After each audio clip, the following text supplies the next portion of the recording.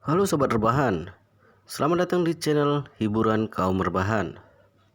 Admin akan berusaha untuk menghibur kalian melalui membacakan sebuah novel yang sangat menarik, yang sangat seru, yang sangat layak untuk diikuti dari awal hingga akhir.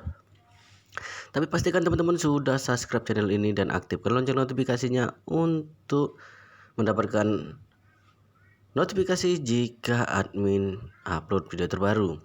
Jika kalian menyukai video seperti ini, silahkan di like. Jika berkenan, share juga ke teman kalian agar teman kalian juga mendapatkan hiburan seperti ini. Di video sebelumnya adalah part ke 88, sekarang adalah part ke 89. Kita lanjutkan di part ke 89 ini, di mana Yi Chen telah membuat dua orang ayah dan anak untuk selamanya hidup atau menghabiskan hidupnya di sebuah gunung yang bernama Gunung Zhengbai. Akibat perbuatannya, mereka telah mendapatkan hukuman seperti itu. Oke, kita lanjut di part ke 89 ini. Ayah dan anak itu menangis sedih di lantai. Sampai saat ini mereka masih tidak bersedia menerima takdir tinggal di Gunung Zhangbai. Izan melihat mereka masih menunda waktu di sana, dia berkata, meskipun sekarang adalah musim gugur, tapi sudah sangat dingin Gunung Zhangbai. Jika kalian tidak menyiapkan baju tebal untuk musim dingin, maka salah kalian sendiri jika mati kedinginan di sana. Kedua ayah dan anak itu langsung sadar jika mereka masih menunda waktunya. Mereka harus pergi dengan tangan kosong kalau orang-orang Hongwu tiba. Maka ayah dan anak itu saling bertatapan, bangun dengan putus asa, menangis sambil berjalan ke arah kamar mereka masing-masing untuk berkemas. Pada saat ini mereka sudah menyerah untuk melawan karena kekuatan yang ditunjukkan Yi Chen sudah jauh di luar jangkauan mereka. Beberapa keluarga besar menambahkan bonus penawaran demi Yi Chen. Jika mereka masih tidak pergi, maka akan benar-benar mati di Jinling. Anggota keluarga Wei lainnya berusaha menjauh dari ayah dan anak itu, meskipun kondisi tubuh Wei Zhongzheng tidak baik dan jalannya tidak lancar. Tidak ada orang yang maju membantunya, karena tidak ada yang ingin menyinggung Wei Liang, pemimpin keluarga Wei yang baru, apalagi menyinggung Yi Chen yang kekuatannya sangat besar itu. Sewaktu ayah dan anak itu mengemasi barang-barang mereka, Hongwu secara pribadi membawa beberapa anak buah ke sini. Kali ini Hongwu menyiapkan 6 anak buah, membawa 3 mobil Land Cruiser yang kinerjanya bagus, bersiap meluncur ke utara dan langsung menuju ke Gunung Zhangbai. Jaraknya sekitar 2000 km lebih, setidaknya butuh 2 hari untuk tiba di sana. Beberapa anak buah yang dibawa Hongwu adalah anak buah dengan kekuatan luar biasa. Dengan adanya ke-6 orang ini, ayah dan anak keluarga Wei tidak akan ada kesempatan untuk melarikan diri. Bahkan Yi Chen merasa mereka tidak akan berani melarikan diri jika membiarkan mereka pergi. Karena begitu mereka lari, mereka akan dikejar banyak orang dan mungkin akan kehilangan nyawa mereka. Lebih baik mereka menggali ginseng dengan patuh di Gunung Zhangbai. Setengah jam kemudian ayah anak keluarga Wei yang membawa 2 koper besar tiba di ruangan tamu dengan wajah putus asa. Ketika Yi Chen melihatnya, dia berkata, baiklah, mobil yang akan mengantar kalian ke utara sudah tiba. Cepat naik ke mobil dan berangkat sekarang. Ayah dan anak itu hanya bisa mengangguk dengan sedih. Mereka segera dibawa pergi oleh beberapa anak buah Hongwu. Keduanya harus melihat ke belakang sewaktu mereka keluar. Mereka tetap harus pergi meskipun mereka enggan. Wei Zhongzheng sangat menyesal. Jika dia tahu akan seperti ini, lebih baik dia memberikan posisi ketua dewan yang telah dijanjikan dirinya setelah Wei Liang mengatasi krisisnya. Jika seperti itu, Wei Liang pasti tidak akan mengusir dirinya ke Gunung Zhangbai. Jadi, mereka bisa seperti sekarang. Semua ini adalah kesalahannya. Wei Liang melihat Wei Zhongzheng dan Wei Changming naik ke dalam mobil. Ketiga mobil meninggalkan rumah keluarga Wei dan langsung menuju ke Gunung Zhangbai yang jauh 2000 km. Masih ada air mata hangat di matanya sewaktu mobil-mobil itu menghilang dari pandangannya. Lalu dia segera berjalan ke arah Yichen dan langsung berlutut serta memberi sujud 3 kali sebelum berdiri. Dia berkata, "Terima kasih atas bantuan Master Yi. Dua harapan besar dalam hidup Wei Liang telah terwujud. Mulai sekarang nyawa Wei Liang adalah milik Master Yi. Farmasi grup Wei juga milik Master Yi. Selama hidup, Wei Liang akan mendengarkan perintah Master Yi. Wei Liang akan melakukan apapun untukmu." Yi Chen tersenyum berkata, "Wei Liang, kamu punya pendirian dan juga anak yang berbakti. Kamu hanya kurang kesempatan. Aku kagum padamu sehingga bersedia membantumu, tapi kamu harus ingat bahwa kamu tidak boleh menjalani hidup seperti orang yang kamu benci. Jika aku mengetahui kelak kamu berperilaku seperti Wei Zhongzheng, aku akan membunuhmu sendiri. Apakah kamu paham?" Wei Liang langsung bersujud dan beberapa saat kemudian berkata dengan nyaring, "Wei Liang paham. Jika Wei Liang ada sedikit kemiripan dengan Wei Zhongzheng dan mengkhianati kepercayaan Master Yi, Wei Liang akan membayarnya dengan kematian." Yi Chen mengangguk dan berkata, "Baguslah, bangunlah. Kelola bisnis keluarga Wei dengan baik. Mungkin aku akan memerlukanmu kelak." Wei Liang segera berkata, "Wei Liang akan mematuhi perintah Master Yi." Bagi Wei Liang, hidupnya benar-benar sudah sempurna hari ini, jadi dia hanya punya dua pemikiran selama sisa hidupnya. Pertama, membalas budi Yi Chen. Kedua, hidup berbeda dengan Wei Zhongzheng.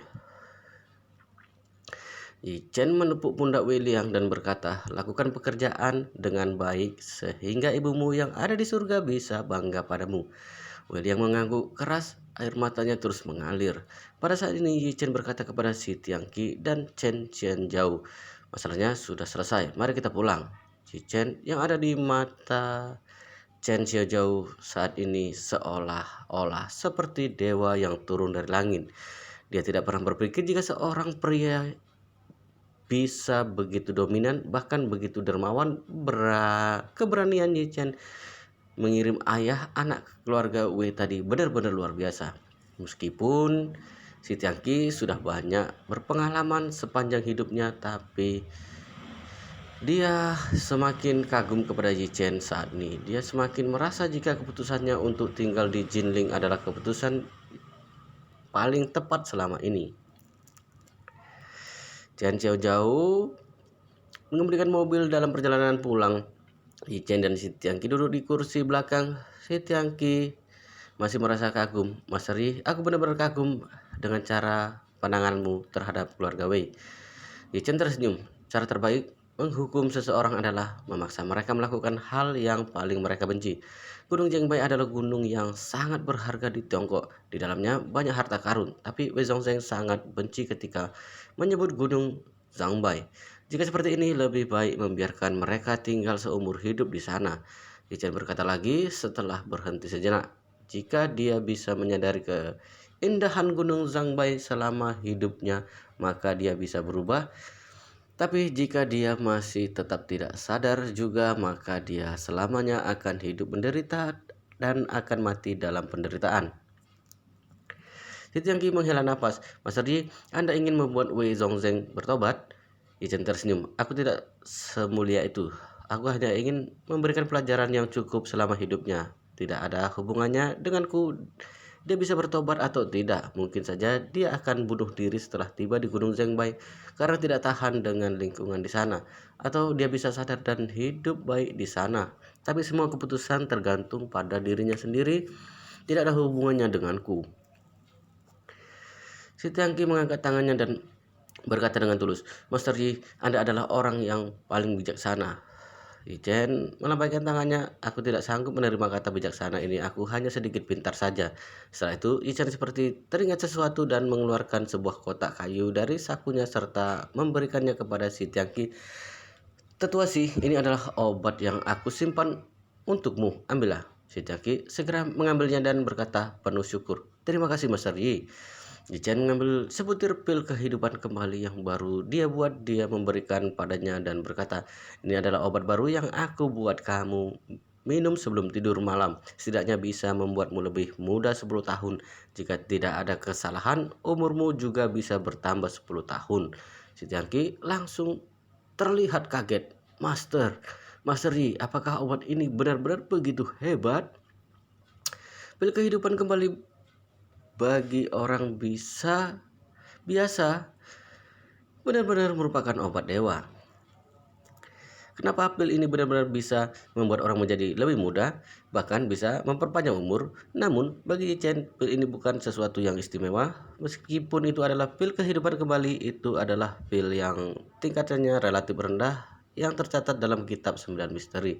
Dia membuat 30 butir. Kali ini dia menyimpan sebagian untuk dikonsumsi sendiri supaya bisa memperkuat tubuhnya dan menyimpannya sebagian. Dia bisa memberikan sebutir obat sebagai hadiah jika ada orang yang patuh kepadanya. Meskipun usia si Tiangki sudah tua dan senior di bidang pengobatan tradisional, tapi di mata Yi Chen, dia hanya seorang setengah muridnya saja. Dia dengan sepenuh hati berharap bisa berada di sisi Yi Chen untuk membalas kebaikannya, meskipun di dalam kebanyakan kasus tidak terlalu banyak membantu. Tapi untungnya dia memiliki hati yang tulus, ditambah usianya yang sudah tua. Menghadiahkan sebutir pil kehidupan kembali bisa dianggap sekalian melakukan kebaikan.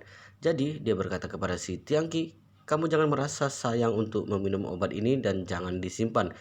Tidurlah setelah minum obat malam ini. Si Tiangki menahan kegembiraan yang ada di dalam hatinya dan berkata dengan hormat, aku mengerti. Terima kasih karena Master Yi memberiku obat. Yi Chen mengangguk dan berkata, aku harap kamu bisa sehat selalu sehingga bisa mengobati lebih banyak orang-orang biasa di pusat pengobatan masyarakat. Si Tiangki segera berkata, Master Yi tenang saja, aku membuka pusat pengobatan masyarakat bukan untuk menghasilkan uang, tujuanku adalah untuk mengobati pasien. Aku tidak pernah memungut biaya kepada pasien, mereka hanya membayar modal obat. Jika ada keluarga yang kesulitan, maka mereka tidak perlu membayar obatnya. Yi Chen berkata dengan puas, ini adalah hal baik, terus pertahankan. Sewaktu Yi Chen sampai di rumah Xiao Yiqian yang mengalami pembusukan alat kelaminnya baru saja disembuhkan, juga baru saja meninggalkan rumah sakit rakyat dan pulang ke rumah keluarga Xiao. Alasan mengapa dirinya pergi ke rumah sakit rakyat karena dirinya ingin memastikan apakah dirinya sudah benar-benar sembuh. Dokter juga merasa sangat heran karena pembusukan sudah serius dan sudah sampai tahap harus dipotong, tidak diduga bisa sembuh. Xiao Yiqian baru bernapas lega setelah melakukan serangkaian pemeriksaan dan memastikan dirinya sudah sembuh.